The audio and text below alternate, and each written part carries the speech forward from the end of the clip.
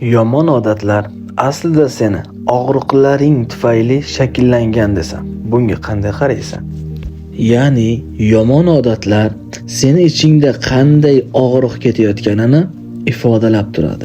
Shu og'riqlaringni vaqtinchalik bostirish uchun sen atrofdan dopamin izlaysan.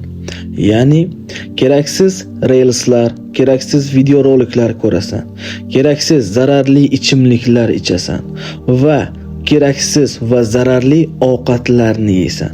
Senga soxta tabassum beruvchi barcha vositalarni atrofdan izlaysan va bu seni hech qanday yaxshi tomonga o'zgartirmaydi.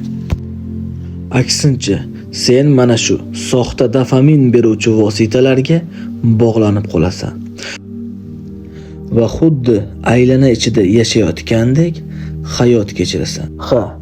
Bu odatlaring zararli ekanligini, sen uchun yomon ekanligini bilasan, o'zgartirishni xohlaysan.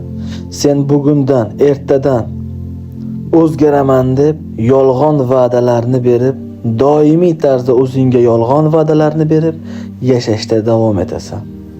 Shu yerda senga bir savol bermoqchiman.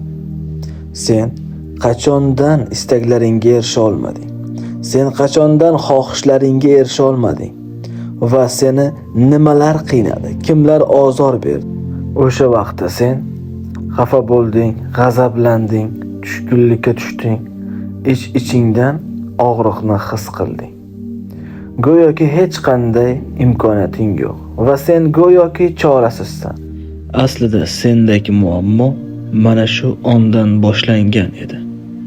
Sen noto'g'ri xulosalar chiqarishni boshlaysan. Sen o'zingga yomon baho berishni boshlaysan. O'zingdan kamchiliklar qidirishni boshlaysan. O'zingni kamchiliklaring bilan yashashda davom etasan va bu seni yuqoridagi zararli yomon odatlarni shakllantirishingga sababchi bo'ladi. Hozir shu yergacha meni eshitgan bo'lsang, seni ham hayotingda men aytib o'tgan vaziyatlar sodir bo'lyaptimi? Aynan men aytgan birma-bir hammasi bo'layotgan bo'lishi shart emas. Sen hozir qiynalyapsan, sen o'zingga bo'lgan munosabating yomon, sen tushkunlikkasan, sen g'azabdasan, sen xafasan, sen chorasizsan. Xo'p, sen mana shu hayotda yashashda davom etmoqchimisan yoki o'zgarmoqchimisan? O'z fikringni kommentariyada, izohlarda yozib qoldirishing mumkin. Shulardan qutulishni imkoni bormi, deyapsanmi? Sen shunday fikr yurityapsanmi? Shu fikringni o'zi sen uchun yutuq. Sen o'zgarishga tayyorsan. Faqatgina senga to'g'ri yo'l ko'rsatuvchi ustoz kerak bo'ladi.